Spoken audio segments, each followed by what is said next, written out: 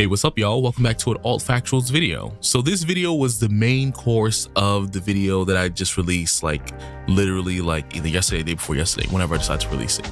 So this is regarding the 5 main reasons on why Captain America movie is a little iffy right now to a lot of people. The 5th reason is more of a, how can I describe it? Maybe it's it has something to do with kind of how things are positioned in the world politically. So I'm not going to dive too much into spoilers. So I want to keep this as vague as possible, but these are concepts that you can probably even pick up from the trailer if you're intuitive enough. So I'm going to start this off by saying as well that this doesn't have anything to do with the actors themselves, especially Anthony Mackie. The actors did very well in the movie. They did pretty decent. And this is in regards to more of the characters, the writing, and a lot of the choices that Disney decided to make when it came to this film itself. So without further ado, let's kind of just jump right into this. All right, so the first issue, or one of the first reasons why some people have an issue with this film, is it's often compared to, Captain America Winter Soldier for very obvious reasons, right? Captain America Brave New World was compared to the Winter Soldier, and it's compared that way because it's widely regarded as one of the best MCU films. It was directed by the Russo brothers, and I forgot who wrote the film, but it's the same one who wrote Endgame, basically.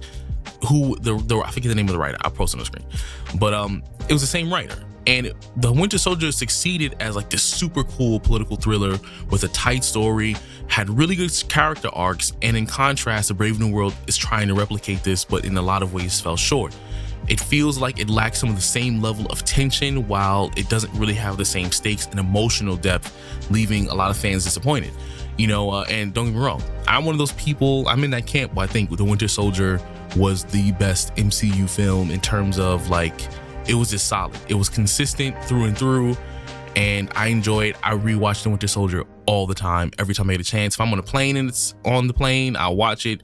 I'll bring it up on Disney Plus. That's one of my favorites for sure. So I can definitely agree that the comparison is one of the reasons why the film is getting a lot of slack, but also it's supposed to be trying to emulate a lot of that same feeling, and it's not quite executing the way that it should. Now, number 2. This is more of a characterization issue where Sam Wilson in Captain America feels different in this film. He doesn't feel like himself.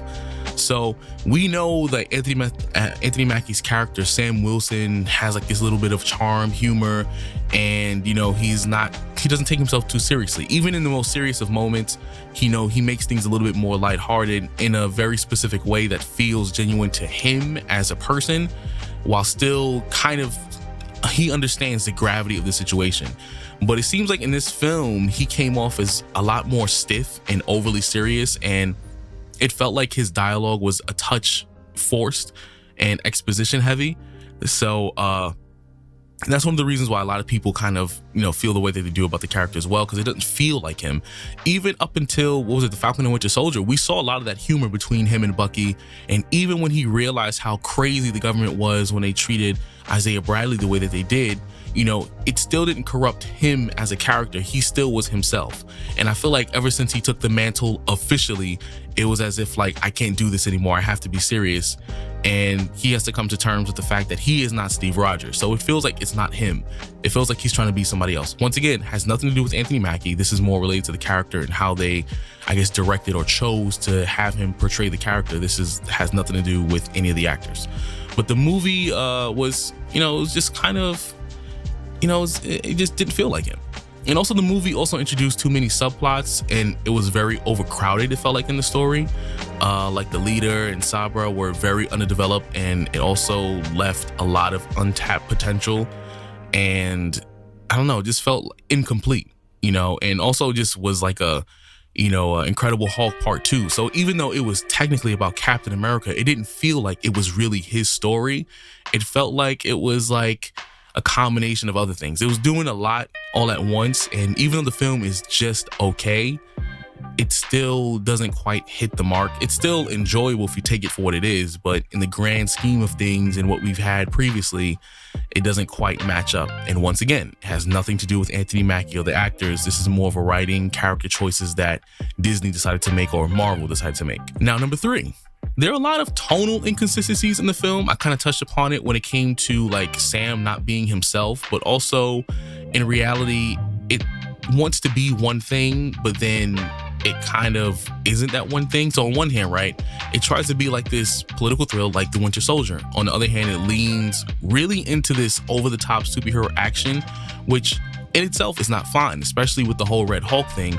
But because it's trying to be grounded, but then it's not being grounded by having this interaction with the Red Hulk, I see why people felt it was frustrating, because like I said, The Winter Soldier was a lot more grounded. There wasn't these huge, grandiose like fights with these supernatural beings. Yes, there was it was the Winter Soldier who's a super soldier, and Captain America's a super soldier, the helicarriers and stuff like that. But in reality, it wasn't this overwhelmingly huge thing.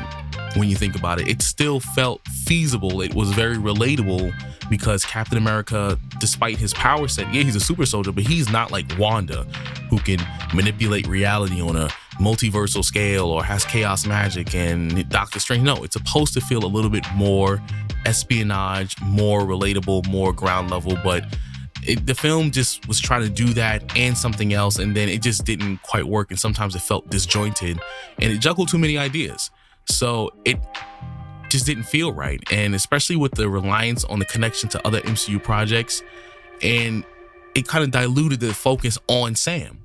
It was supposed to be about him, and there was just a lot going on. So the tonal inconsistencies took away from the movie, and it really made it harder for him to shine as the central character for sure. Now, number 4. Now, this is where I dive strictly into direction and script problems, right? So director Julius Onah seems to be like kind of, I don't know how to feel about it when it comes to this film, because it feels a part of like an extended TV episode with, you know, more cinematic experience. The script was written with multiple writers, obviously, but it doesn't really feel cohesive, like I spoke about in the last point with the tonal inconsistencies, and it made it feel disjointed. Now, I can't say it's necessarily the director's fault completely, and or the writer's fault, because like I said, there's a huge system that's working behind them. Marvel, Disney, they're making choices, so I can't blame them. I don't know what happened behind the scenes, because, you know, I do work in like film in terms of, you know, commercial film and short film and stuff like, so I know like it can get, there's bigger people who are telling you what kind of story it should feel like. So I can't really say if it's entirely the writer's fault, director's fault. I don't know. I'm not saying that, but I'm just saying from what is observed, the issues made the film seem messy, underwhelming, and it didn't deliver a polished story that, you know, people were hoping for from the MCU, especially the MCU that we know and love from the 10 years of glorious storytelling that it had. Especially because, you know, when Endgame came around, it was world peace. That's how good the films were. It wasn't perfect, but it was really good. You know, people, like, war stopped. I don't know if that's true or not. I'm just being, you know, a little dramatic. But, you know, I remember when Endgame came out, that weekend was quiet. Nothing happened. And it was just interesting to see, and also disappointing to see, like, just how things were so inconsistent in the story, in the writing itself, in the direction of the film. And something I wanted to add as well is that many people felt like Sam wasn't confident in his role at times, as if he still doesn't realize he is the new Captain America. And I think the whole point of the Falcon and Winter Soldier TV show was him already having dealt with that and him being himself. Yes, he should still be that consistent character of, you know, a little jokey, but not too jokey, not anything too crazy, not Love and Thunder jokey, but, you know, he has a sense of humor. He doesn't take himself too serious, but he knows when the moment calls for it, he can, you know, focus and do what he has to do. But in reality, it just felt like he wasn't confident. There was some doubt in his decision making, especially with the relationship between him and Ross, and just, you know, it was just a lot. And I felt like that still took away from his character. He is Captain America. He has to accept that. I felt like the only people who knew that was everyone else but him. And then even then in the film, it still seemed like it was up for question. So that's number 4, at least for me. Now, number 5. This one is more close to a personal thing, but also some other people have realized this too. And this is kind of known already, but Disney removed Eli Bradley from the film intentionally and replaced him for Sabra, which was a really poor choice in my opinion, especially if you're going to involve Isaiah Bradley and his heritage. Of course you would want to include his family, because then it keeps everything in that realm of, it's an espionage film, It's a political film in terms of it's supposed to feel like this whole governmental thing. It's supposed to be multi-layered, and it will also add to the story that it's much deeper than just Isaiah Bradley, the Falcon. And it was just much deeper than that. And that would have been a great choice. I don't want to say anything extra to spoil it, but that would have been a really great choice. Also, what made this film, I guess it might not do as well, I'm not entirely sure, but there are a lot of people who felt like it was distasteful to add Sabra, with this whole situation with Israel and, the war with Palestine and all that stuff. But there are people who felt like, okay, that was already distasteful. And then there's other black people who said they did this intentionally, adding Sabra to a film with a black main character, so that way Disney or Marvel, whoever, could derail, I say more Disney, Disney could derail the film, so that way they can put on this thing where like, oh, you see, black films don't do well, but in reality, it's because people are boycotting the film because of Sabra and not because of Anthony Mackie. So it seems like, and I don't know what's going on, but I know it has happened before in Hollywood and in politics, so I can't really say who's to blame specifically, but I would not be surprised if this is the reality, that they added a character like this because, Sabra is an Israel-based hero, and then add that to a film with a black person, hoping that maybe people want to see the film more because of Anthony Mackie, but then not realizing people might actually boycott the film because of this whole situation.